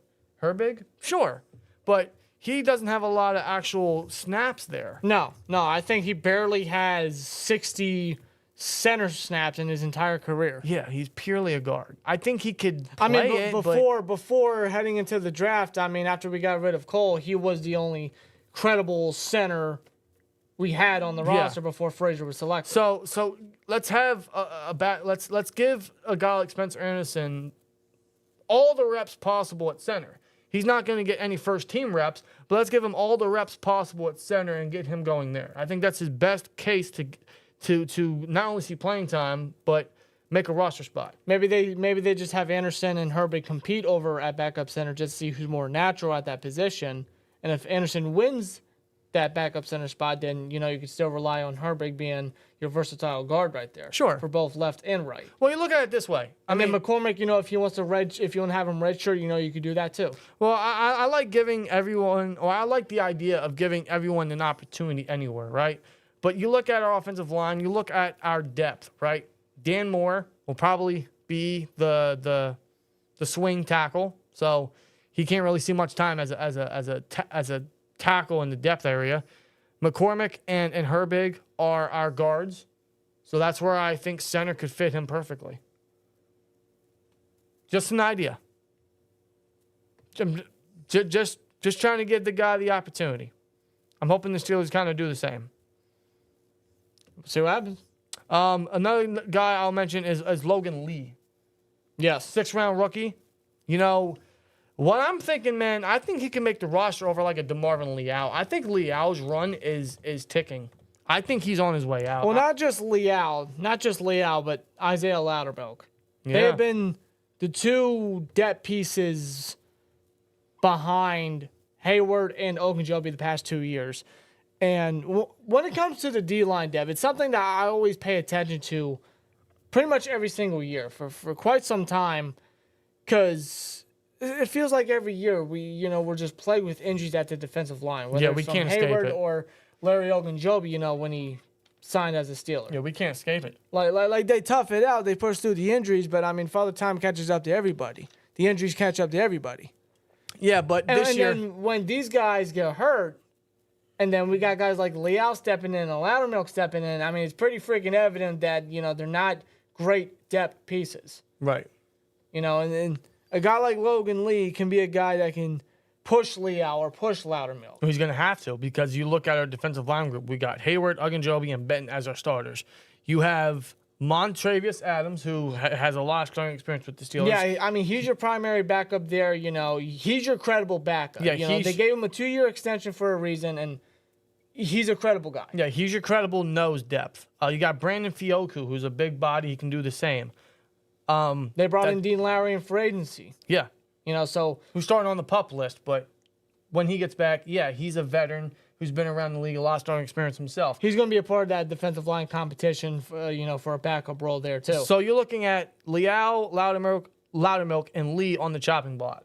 And I don't think Leal's going to stay. Mike Tomlin did not have any kind words to say regarding Leal at the end of the last season. Him being selected in the 3rd round 2 years ago, Leal has not advanced his play one bit. And Loudermilk, he was in every game inactive last year. And, bro, who remembers when the Steelers traded back into the draft, traded away a 4th for the year next to get a 5th for a guy that no one even heard of? And then Kevin Colbert wants to say, well, he kind of reminds us of a young Cam Hayward.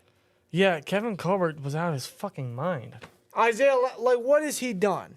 No offense to the guy, but as a football player, what has he done? Well, that's where a guy like Logan Lee could really make the most of his opportunity.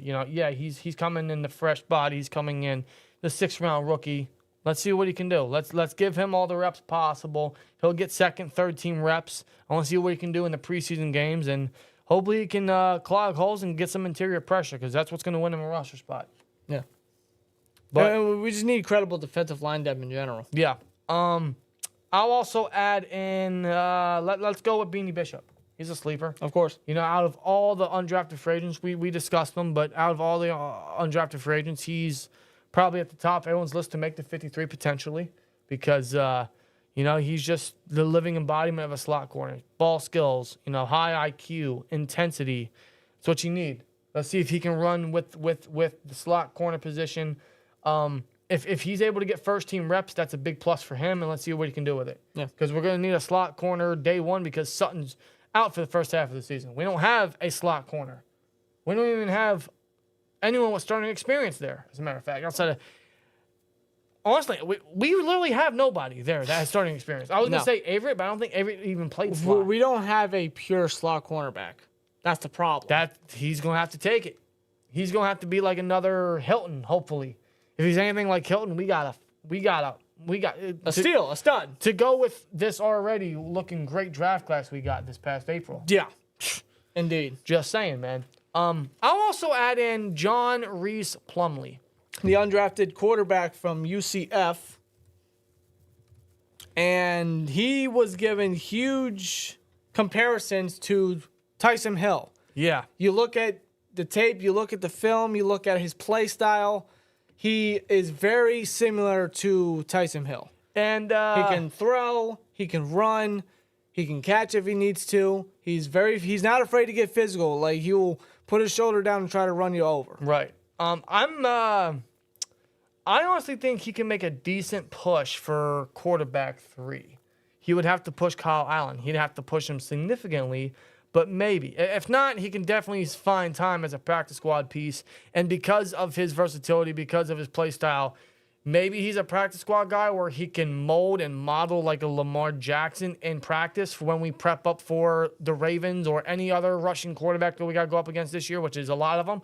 So even then, he can make his case known. Maybe he doesn't make the 53, but he makes enough to make the practice squad, and he can have that role, which is very significant in practice for the upcoming games. He really could, yeah. But I want to see him. I think he can be a flash, like a fun player, like a camp story, a camp surprise. Maybe he won't make the 53, but maybe he can really make some decent plays. He can make some fun happen, make some magic happen.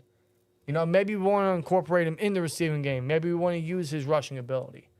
You know, I'm going to add him in there because of that versatility, because of what he could bring to the table, and maybe that's enough to make a push for the 53 or for a reason to remain with the team.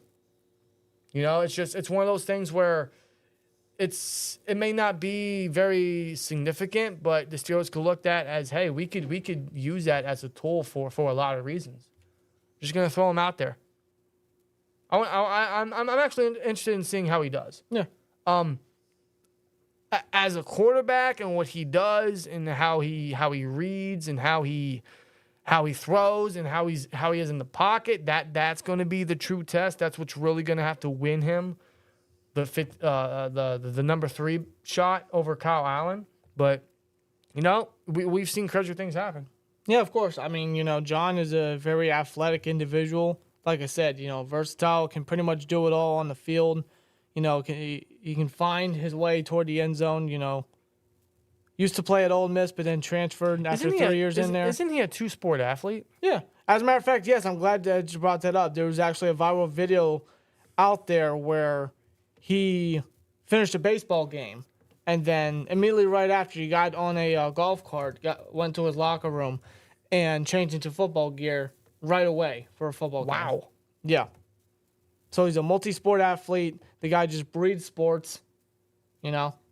And this is new information to me. He was the first pick of the 2024 UFL College Draft by the Arlington Renegades.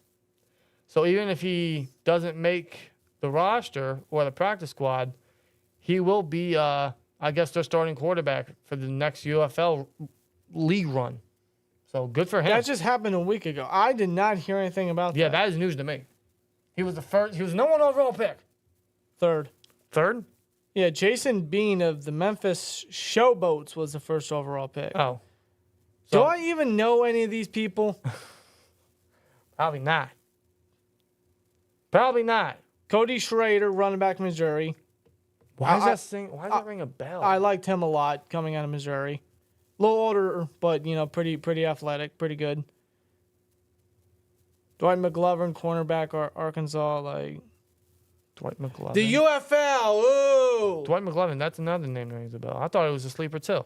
Wow, some of these guys, man, hey, good for the UFL. But yeah, I will not be watching. I will not be watching it. I can't get into a spring league, but good for these guys. Good for them, man. Sam Hartman was a 9th round pick. He was the last pick. You in mean the 9th Keanu round. Reeves? That is not him. Keanu Reeves, right? Sam Hartman? No, he's not Keanu Reeves. No? You sure? No. Pretty sure he is. What do you get? No, no. I don't see it. You sure about that? Positive. No. That's Keanu Reeves, bro. No, it's not. No, it's not. That's Keanu Reeves, bro. I don't see it. Anyway, moving forward. By the way, Sam Hartman is not good. I know he's not good. I've watched him, unfortunately. I watched Kenny Pickett, too. All right, we got to let that go. Moving forward. Move forward. Those are just a couple sleepers, I think. Now, what I want to get into, and the chat can interact with this as well, 5 players you're most excited to see or hear about. I might be putting you on the spot here. 5 players you're most excited to see in here. Chat, you guys can get involved. I'm going to name my 5, give you time to think. My 5 players I am most excited to see in training camp is Justin Fields, Peyton Wilson, Roman Wilson, Calvin Austin III, and my guy, Keanu Benton. I want to see Benton make a second-year jump. I want to see Calvin Austin make a jump. I want to see how quick Roman and Peyton can make a scene onto the field on for the Steelers. And, of course, Justin Fields, man. We all want to see how he does in camp. Yeah. Yeah, if I had to pick 5 off the top of my head, Justin Fields. I want to see how he does in the black and gold. I want to see how he does with the Steelers in practice. Patrick Queen. Ooh, I like that. I want to see how Patrick Queen does, the big free agency addition to his linebacker. I like that. Patrick Queen, Peyton Wilson, of course. Very excited about him. Very excited about his future. That could be an evil, dominant pairing down the road if all works out. My goodness. Troy Fatanu. Yes. I'm really excited to see where they put Troy Fatanu, how he is, wherever he's placed, left tackle, right tackle. I'm excited to see where the guy is. A lot of these questions could be answered in 12 hours from now because these guys will be practicing in 12-plus hours. And what was that? 4? Fields, Queen, Wilson, Fatanu. 5 is Zach Frazier. Okay. I know a lot of rookies, but I just want to see how the rookies do. I'm really excited about the rookies, what they can do. I mean, the talent, where they were selected, I mean, they all could have gone sooner. They all arguably should have gone sooner. They should have. And they fell to the Steelers selections wherever they were, and now they have the potential to be anchors at those positions. Absolutely. I'm real excited to see what they can bring to the table. B-Wick says, be prepared to be disappointed in Fields. Trust me. You've been saying that all offseason, bro. I've been seeing your comments. And hey, listen, my expectations aren't high on Fields. no, yeah, listen, I can't be disappointed if I don't put anything into Fields because all the Steelers trade was a 6th-rounder. And if he plays any significant amount of football, he'll be a 4th-rounder. Whoopee shit. We have 2 5ths next year. So I don't have any expectations or any high hopes for Fields because, to be real with you, I still don't think he's the future. I said that before we even traded for him. I think there's still a lot of errors in his game. But with him sitting under a year, that could do him some good. You know, we've seen it in the past. Mason, he sat for way too long, and it did him enough favors to get us a playoff push last year. So it could do him good. But I'm not expecting, hey, this is the future now. Like, no. I'd hope, obviously, because that'd be just an incredible fucking move. But I just don't feel that yet. But I do want to see him grow because, I mean, I think it'd be fun to watch. I think it'd be awesome. I think We won't have to worry about quarterback for a while then. Yeah, imagine that. All it took was a 6th-round pick. Yeah. That was received from the Kendrick Green trade to Houston. Yeah, we traded Kendrick Green for Justin Fields. We traded Chase Claypool for Joey Porter Jr. We traded Kenny Pickett for Peyton Wilson. Like, Omar Khan, like, I don't know how he does it.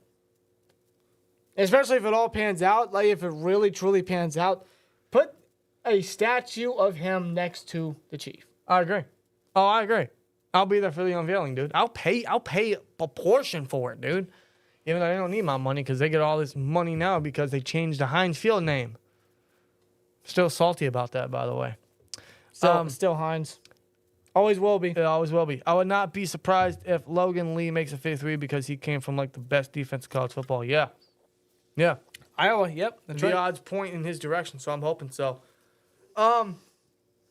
Before we get on out of here, because it's almost midnight. We're actually a minute and a half away from midnight. Before we get on out of here, I want to talk about the linebacking room because if there's one thing we can really look forward to in camp is how they're going to utilize all of these guys. Now, Cole Holcomb is starting on the PUP list, to no one's surprise. The Steelers made that official. So your 3 starting inside linebackers, or your 2 starting inside linebackers, and then your rotational guy is Patrick Queen, Elandon Roberts, and Peyton Wilson. The reason I add Elandon Roberts as the starters because they're probably not going to want to rush the rookie, and Roberts was arguably our best linebacker last year. He's a stud. But my goodness. Like, holy shit. Yeah. The first 4, I mean, Queen, Roberts, if healthy, Holcomb, and Peyton Wilson. Unbelievable.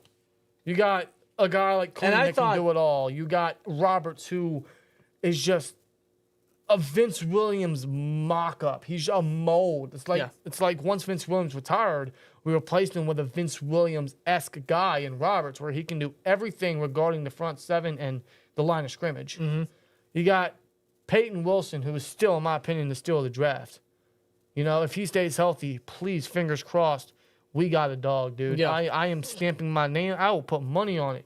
This guy is going to be a starter. He might be a starter day 1, dude. He might be the dime package starter, according to Daryl Austin. The man should have been a first-round pick based off his play. Yes. So it wouldn't surprise me if he were to become the starter. Yeah. And you have Roberts as that rotational piece. I mean, like, you can rotate any of these guys. That's the beauty thing about it.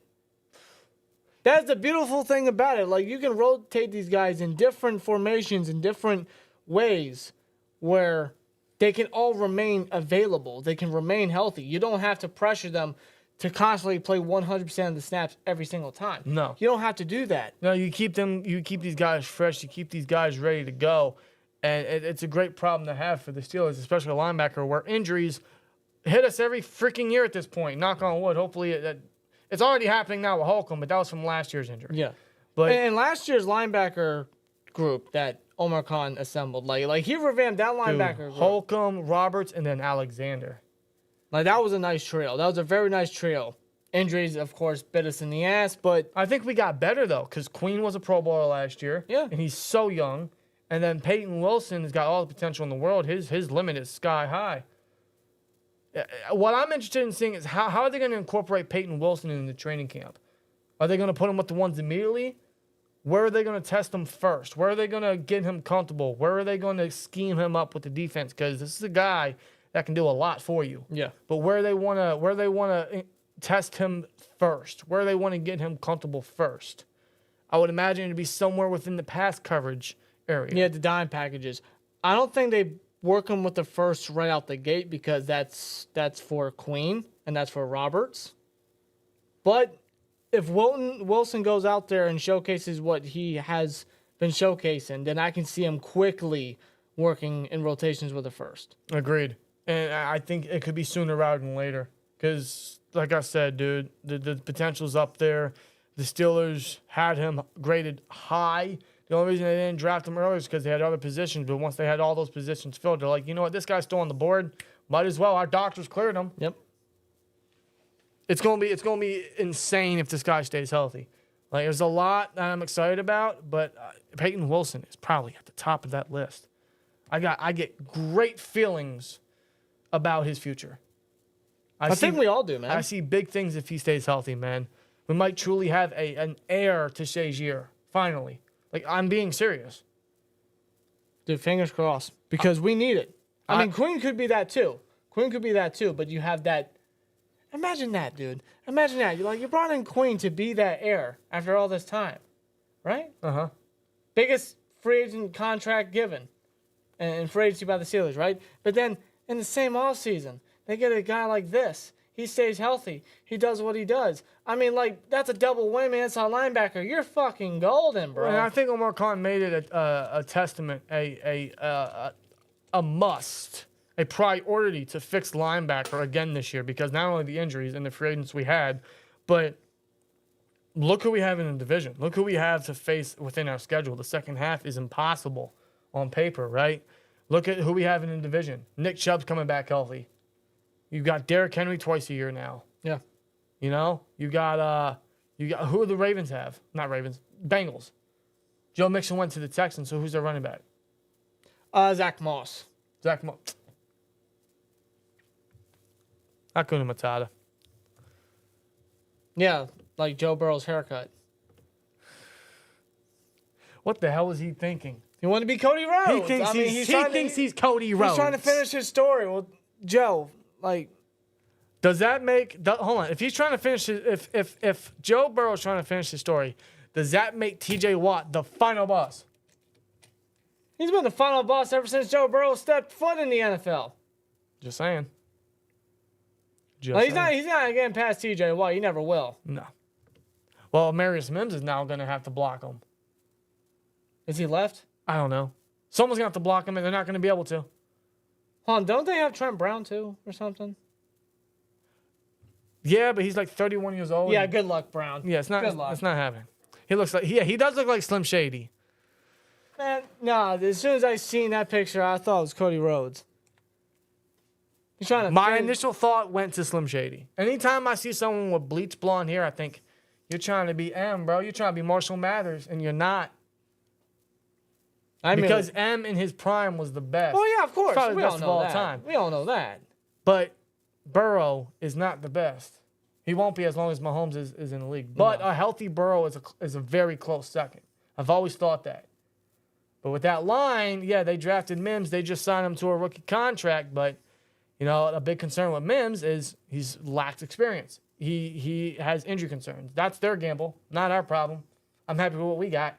Oh, so, well, absolutely. Very happy with what we Especially got. if it turns out great. Yeah. So, but yeah, our linebacker room is filthy. Yeah. And I think that's going to help a lot facing the division that we have, the run attack that we got to defend and defeat with a guy like Derrick Henry and Nick Chubb coming back healthy. And not just top of the run, but of course the quarterbacks we got to go up against, and not just the division, but the conference. It's also very pass heavy, so we're going to need linebackers with coverage upside. That's what Queen brings to the table. That's exactly what Wilson brings to the table. And one thing I'm excited to see, and the Steelers love doing this every year, and we're going to get a lot of it, is the back-on-backers drill, where our running backs will go up against our linebackers in many ways, in Oklahoma drills, and pass protection, and, of course, in pass coverage.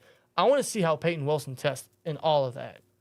Not just the pass protection, because I want to see how – because we got some of the best – pass protecting running backs in the league. Mm-hmm. Jalen Warren, don't get in his way. No. Naji, he's still a little iffy, but he's very good in pass protection. How's a guy like Peyton Wilson going to be able to shed either of them? Yeah. How's he going to test against those guys who play at the top of their level? How's he going to work in coverage against a shifty piece like Warren? I'm looking forward to it. It's crazy. Even Cordell Patterson. Let's not forget Cordell Patterson. He has receiving upside. He's going to be working in those drills, especially in the pass coverage test. Yeah, he is. Especially with, like Arthur Smith knows him to a T. Yes. He knows the ins and outs of Cordero Patterson. So he's definitely going to figure out a way to utilize him in some sort of way or fashion. Yeah. But with the backs on backers, getting back to that, Patrick Queen has some experience going up against guys like Naji and guys like Warren. He's going to be doing that every day now in practice. Yeah. That's what's going to be interesting to me to keep an eye out Yeah, for. I can't wait to watch for that. I'm going to have to go to training camp just for that alone, dude. Remember when Patrick Queen had his initial Steelers press conference? Yeah. Or introduction Steelers press conference? He said the player I hated going up against was Jalen Warren. Now they're teammates. They're going up. The back on back is going to be fun. They're going at it in practice. It's going to happen tomorrow. It's going to happen once the pads come on. It's going to be an intense watch. I can't wait for it. Yep. Hell yeah, man. It's going to be a lot of fun. Speaking of linebacker room, I guess we got to just mention it. Tyler Matakavich is back. Dirty Red. Dirty Red is back, which doesn't seem well. It doesn't bode well for Mark Robinson, who he had some promise to him after his rookie season. He had a lot of hope from Steeler Nation, us included, that he could be, hey, maybe another Vince Williams. And he still could. But he's undersized, and the opportunities he got last year, he just was not good. No. He was not good. No, they had to call up Miles Jack back up. And, of course, the only way he's going to have to play is special teams. But now that Matakavich is back, and he has been a special teams demon ever since coming into the NFL, not just for the Steelers, but recently for the Bills, yeah, he might be on the chopping block as well. It doesn't really bode well for Mark Robinson. Maybe inside linebacker is just not his position in general. Maybe they experiment him somewhere else. Maybe where's he going to play? Fullback potentially. You know, them running back, inside linebacker hybrid. You know, they switch over to fullback just to find that position there. True. But then again, like, where's Mark Robinson going to fit there when you have a guy like Connor Hayward that can do everything better? Exactly. You know what I mean? Exactly. I mean, it's an experiment they could do, but, I mean, looking at it with the addition of Tyler Matakavich, now a Steeler again, Mark Robinson, yeah, he's on the chopping And our block. special teams is only improved. Like, Yeah, Danny Smith's a happy guy with that gum. Like, there's two things I want to close out before we get on out of here. One is special teams is yeah, exactly. It's loaded. Danny Smith has got It is loaded. He has a year supply of 5 gum just looking at his special teams right now, dude. He got Boswell, who's clutch. He's got Cameron Johnson, who was great last year. That's a massive improvement. You know, he got Cordell Patterson as his kick returner. He has Calvin Austin as his punt returner. He has Miles Killebrew back. He has Tyler Matakavich back. He has all these gunners. Incredible. Yeah. He can't be any more happy with what he has at his disposal. Yeah, special teams is a very underrated component in the sport of football in the NFL. Especially with the new kickoff rules. We're going to need it. Yeah. We're going to need those gunners. We're going to need those I like to call them snipers. Because they're coming down and they're looking to just strike somebody. Yeah. They have to. That's their job, really. So And you look at some of last year's games. I mean, special teams came up in a big way in some of the wins that we got. yeah, shout out to Killebrew with his block punt. Connor Hayward recovered one. Connor Hayward blocked one. Nick Herbig recovered one for almost a touchdown. Like, yeah, they came in big. We blocked field goals a couple times. Yeah, we did. Shit comes in clutch, man. Also, and the last thing I want to close on out before we get on out here, and thank you guys for joining us tonight, man. Seriously. We just mentioned Mark Robinson potentially getting cut because Matakavich is back. Because you look at our linebacker room. Patrick Queen, Landon Roberts, Peyton Wilson, Tyler Matakavich, Holcomb when he gets back. You know, I think they're going to keep 4 guys on the 53 initially and save a 5th spot for Holcomb. Maybe Robinson makes the roster initially, and he's just a placeholder till Holcomb gets back. I don't know. That I can see. But maybe Robinson gets placed back on the practice squad. We'll see. But let's say Mark Robinson, unfortunately, gets cut in his case. You're looking at our 2022 draft class. Colbert's last year. Oh, you went back here. Oh, boy. You're telling me we would, out of that entire draft class, Kenny's already gone. Leal could be gone. Robinson could be gone. And Chris Oladukin didn't even make the roster his rookie year. So all we would have remaining from that draft class, which was, by the way, just 2 years ago, 3 years ago. 3 years ago. We would only have George Pickens, Calvin Austin, and Connor Hayward. That's it. Everyone else, gone. Potentially. In a month from now. That was the draft class that he sent us out with. He got us Pickens, but that was it. Oof. Colbert. Oof. That's awful. That is awful. I hate to send us out on a bad note like that, but you know, Yeah, why would you do that? because now we got something interesting to look forward to. We always got to reflect on the bad to look ahead. Look at the future. That's what we had. That's what we used to look forward to. And now we have Russell Wilson. We have Justin Fields. We have Patrick Queen. We have Roman Wilson. We have Peyton Wilson. We have Troy Fatano. We have Zach Frazier. I could keep going, but I'd be here all night because that's how many new additions we made this offseason, man. All these guys are getting their first taste, their first bit of action, their first Steelers training camp tomorrow. And if you're going to training camp tomorrow, this weekend, whenever, you guys enjoy yourselves. You guys have a great time. And if we see you guys in live chat, let us know how it was. Let us know your personal opinions because we'll love to get all the insight we can get, man. And we're going to have to go at some point. Oh, yeah, for sure. Dude, I swear to God, man, I might wake up at 6 o'clock, tell them, hey, I ain't coming in. I'll wake you up and we'll be on the road. It just might happen. It's a mission, bro. I don't know. It's a mission. It's going to happen at some point, that's for sure. But thank you guys for joining us tonight on episode 87 of the Steeler Culture Podcast. It's been a great stream, man. Been a great stream, a lot of great discussion. Thank you guys for tuning in and interacting, man. And thanks to Chris Gates Fitness and his online fitness program, Training Camp, for sponsoring today's podcast episode. Again, link to his program is in the description as well as pinned at the top of the live chat and the comment section. Go to chrisgatesfitness.com/SteelTwins and use code SteelTwins at checkout to get your first month for literally just $10. $10? Even if it's something you want to try, $10 won't cost you anything. You can try it for a month, get an advantage at his early access program, and you interact with football, sports fans alike to help maintain your fitness goals. I think it's a great mix. I think it's a great opportunity, and for that price, you can't beat it. And while still enjoying the football festivities as you would normally like to do. Exactly, man. So definitely go check that out. Shout to him for sponsoring today's podcast episode. Thanks to him for sponsoring us this football season. Appreciate him a lot for that. And a lot more stuff coming this upcoming football season. Steelers football is officially back. A lot of cool stuff is coming to the channel, man. A lot of new stuff, a lot more sponsors as well. So keep in mind for that. And thanks to them for all that. It's gonna be an exciting time. It's gonna be an exciting season. It's gonna be a wild one, man. I don't know exactly what to expect, but we're all here for it, and it officially starts tomorrow. Steelers football's back. And before we know it, we can finally watch Steelers football again and start cursing at our televisions. Can't wait for it.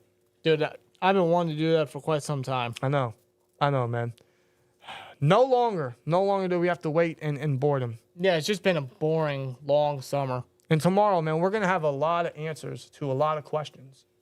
And the coming weeks will answer a lot of those questions as well, man. So with that being said, you guys have a great rest of your night. Have a great rest of your evening. Have a great rest of your week. And we'll see you in the next one, man. Here we go, Steelers. As always, like, comment, subscribe, and we'll see you later. Peace!